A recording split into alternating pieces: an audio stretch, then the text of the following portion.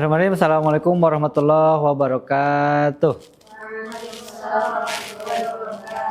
Innalhamdulillah wassalatu wassalamu ala rasulillah amma ba'd. Alhamdulillah pada pagi hari ini kita bisa ketemu lagi dalam agenda perkuliahan. Seperti biasa materi kuliah kita sejarah peradaban Islam. Kali ini saya akan bawakan tema kontribusi Islam terhadap peradaban.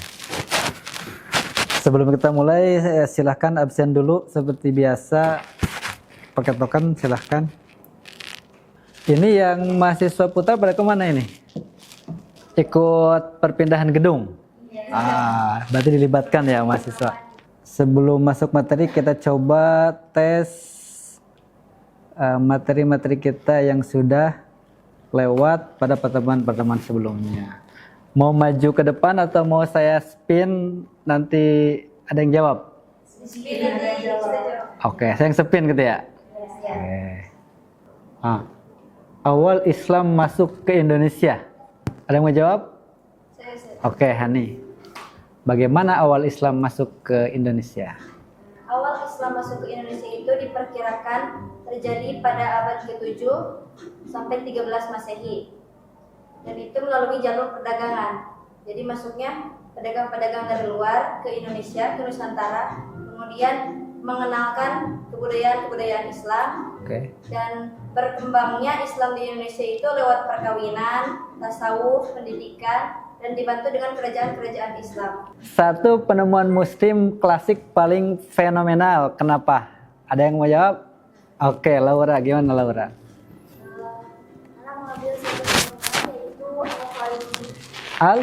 Al-Khwarizmi. Oke. Satu kota atau wilayah Islam klasik yang paling menarik, kenapa? Nurul. Silakan Nurul. Kota Turki. Oh, keren itu. Gimana? Karena di mana kota ini itu ada pertemuan unik antara peradaban barat dan timur. Kita masih ada nih. Ini pakai word wall ya. Umar bin Khattab. Ada yang mau? Oke. Asma.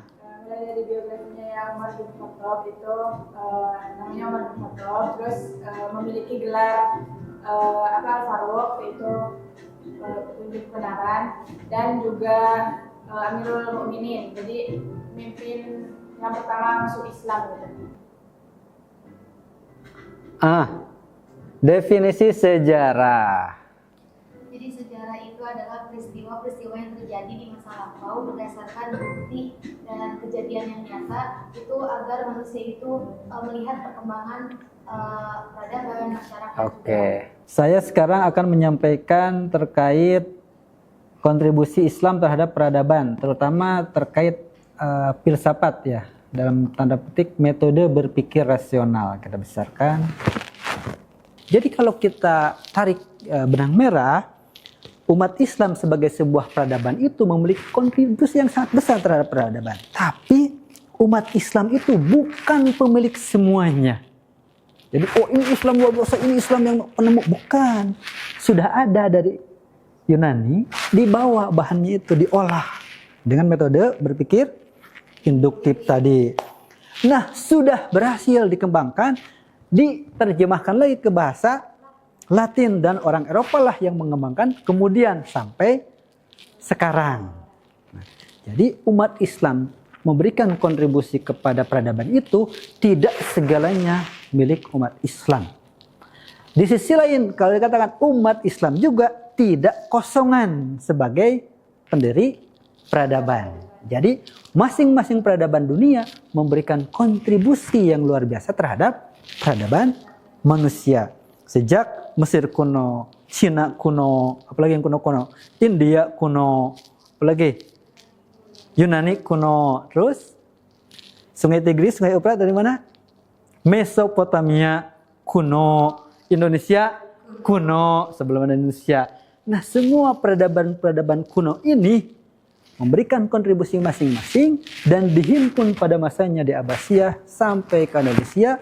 Jadilah peradaban yang luar biasa. Maka para penulis di buku itu mengatakan ketika London masih berupa rawa-rawa, kota-kota Islam seperti Baghdad sudah terang benderang. Itu dari buku-buku Nah, itu pengantar dari saya, tidak banyak-banyak karena perkuliahan itu seharusnya berbasis kepada mahasiswa. Nah, sekarang karena ini putri saja, mahasiswa saja, dan mahasiswanya sedang tidak hadir di sini, mungkin kita bagi 2 kelompok ya. Ada yang 3, ada yang 2. Nah, di dalam materi kontribusi peradaban Islam di dalam tema kontribusi Islam terhadap peradaban itu sangat banyak yang bisa kita kaji, kita bahas. Contoh tadi saya hanya ngambil 1 bagian saja terkait bagaimana kita berpikir rasional, induktif, filosofis supaya kita memiliki basis berpikir yang baik. Nanti yang lebih praktisnya ada sains, teknologi, ada sosial, seni, arsitek. Nah, saya ingin sekarang 2 kelompok ini berdiskusi. Siapa dengan siapa?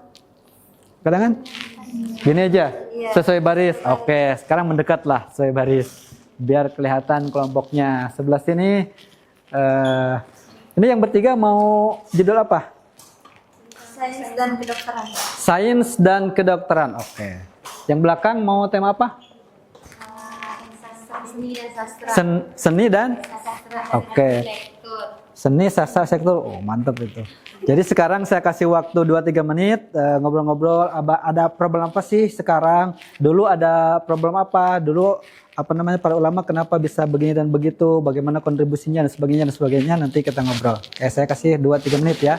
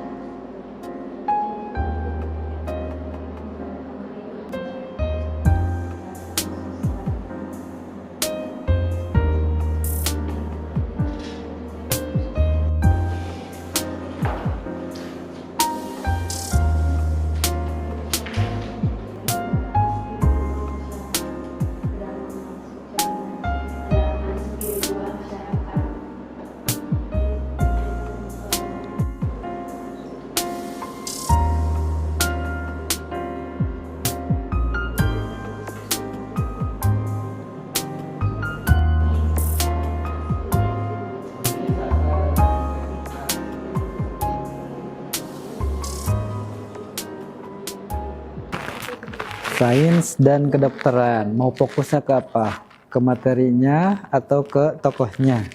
Atau ke objek yang mereka teliti? Dapat contoh nih, Ibnu Sina menemukan apa? Pengobatan. Daging yang paling lambat membusuk, nah itu tempat yang cocok untuk mendirikan rumah sakit. Kalau misalnya menilai ini gini. Jadi kebudayaan Islam itu tidak dilihat dari segi perkembangannya. Yaitu sosial, global, sama keluasan politik, tetapi juga dilihat dari Dilihat juga dari budaya. sastra. 5 detik. Ayo bismillah. Kelompok 1, kelompok 2 yang duluan. Kelompok 2. Oke. Assalamualaikum warahmatullahi wabarakatuh. Waalaikumsalam warahmatullahi wabarakatuh. Kami dari kelompok 2. Jadi kali ini kita akan membahas tentang kontribusi Islam terhadap peradaban dari segi seni, sastra, dan arsitektur. Langsung aja ya kami. Nah, kenapa sih Islam itu juga harus melihat dari segi seni, sastra, dan arsitekturnya? Karena sebuah peradaban itu ya tidak dilihat dari berkembangnya teknologi, juga keluasan politik, akan tetapi dilihat dari seni dan budaya dalam kedalaman spiritual masyarakat tersebut. Jadi bukan hanya dilihat dari luasnya politik, juga perkembangan teknologi, tapi juga dari seni dan budaya suatu masyarakat. Jadi seni dan budaya itu cerminan dari Kedalaman spiritual masyarakat tersebut. ya. Nah, terus Kalau seni misalnya ada apa aja sih peninggalan Islam yang buat dunia gitu? Yang paling yang paling terkenal tuh banyak ya. Tadi yang pertama itu ada penyair dari kitab seni yang Alfu Lailah wa Lailah, itu tentang cinta fiksi seni ya. Kalau seni itu dilihat dari banyak peninggalan seperti kaligrafi Kufi, terus juga ada seni terapan atau itu miniatur itu, sama satu lagi itu ada wayang. Kayak gitu. Modulasi Nusantara itu wayang. Nah, kan tadi yang bagian seni ya. Nah, kalau bagian sastra apa aja sih peninggalannya? Bagian sastra tadi yang pertama ya, itu tuh ada di banyak ya, sastra tuh penyair-penyair. Seperti contohnya itu ada cerita fiksi, banyak ya cerita fiksi itu, yang diantaranya itu tadi kita Alfu Lailah wa Lailah yang 1001 kisah itu. Terus ada juga ini karya Simah Nama atau Book of King, memuat 120.000 baris sajak yang merangkum epik dan identitas bangsa. Juga ada itu udah. Nah, kalau yang bagian arsitek itu yang tadi anak coba cari ya, itu tuh ada Masjid Umayyah di Damaskus, itu juga terkenal. Taj Mahal di India, terus ada juga Istana Alhambra di Spanyol. Terus satu lagi itu ada Masjid Agung. Masjid Agung apa? Masjid Agung itu Samara di mana? Di Iran. Itu juga termasuk yang bagian arsitek gitu, peninggalan bagian arsitek. Nah, tapi kalau menurut saya di zaman kita yang sekarang itu kayaknya itu seni-seni itu udah mulai kemudian gitu. Nah, kalau menurut saya kami apa sih itu tantangan terbesar kita yang sekarang, kenapa sih problem kita yang sekarang itu apa sih? Seni gitu, dari apa sastra? Seni. Oh, kenapa jadi orang-orang tuh tidak terlalu minat ya? Karena berarti kalau dari seni kita harus melestarikan budaya seni itu dengan cara gimana? Memadukan kreativitas modern tetapi juga tidak menghilangkan nilai-nilai keislaman. Berarti problemnya itu karena globalisasi ya? Karena globalisasinya. Nah, kalau dari segi sastra apa? Kalau sastra kan kalau sekarang tuh banyak kita tuh minim literasi gitu. Nah, makanya kalau zaman sekarang itu kita harus berarti pertama tuh menumbuhkan kecintaan kita terhadap literasi, minat literasi. Itu baru kita mengenalkan karya-karya sastra kepada pemuda zaman sekarang gitu, sehingga nanti kita bisa lebih tertarik dan mendalami itu. Karena kan kebanyakan kita sekarang tuh kenapa tidak minat literasi, karena kita lebih ingin mengkonsumsi yang lebih sat-sat, kayak misalnya video-video singkat, scroll gitu, kayak gitu. Maunya yang satu maunya yang instan, baca-baca lagi. Satu menit lagi. Nah, kalau dari segi mungkin segitu aja ya kita. Jadi kesimpulannya apa sih? Coba kesimpulannya nih sekarang. Kalau menurut saya kesimpulannya kan tadi kenapa Islam itu tadi perkembangan peradabannya itu juga ada dari segi seni, sastra dan arsitek. Nah, karena kan tadi kata kami itu karena Islam itu bukan cuma dilihat dari bagaimana perluasan wilayah dan politiknya, tetapi juga dari seni dan budayanya. Nah, karena seni dan budaya itu adalah cerminan dari kedalaman spiritual dan masyarakat tersebut gitu. Nah, itu mungkin itu aja ya. Itu aja dari kita ya teman-teman. Sekian dari kita. Assalamualaikum warahmatullahi wabarakatuh. Waalaikumsalam warahmatullahi wabarakatuh. Sebentar, keren. Ada yang mau bertanya enggak karena ini podcast? Cukup, oke. Saya. Kamu bahas seni, sastra dan arsitektur. Berarti kan suka dengan tema itu. Agak tertarik karena baru sekarang ya, lebih ke penasaran. Belum suka, oke. Itu kan awalnya Betul, penasaran, suka. Ya. Pertanyaan saya, nanti di masa yang akan datang kira-kira 3 hal ini akan kamu geluti enggak? Kalau akan, apa yang akan kamu hasilkan, ciptakan, create dan sebagainya? Mungkin kalau dari segi arsitek, insya Allah ya. Insya Allah. Oke. Pertama mungkin dari lebih ke pembangunan sekolah. Cakep. Oke teman-teman, jadi dari hasil diskusi tadi bersama teman-teman saya, teman-teman tim, kita menemukan sesuatu yang menarik di sini.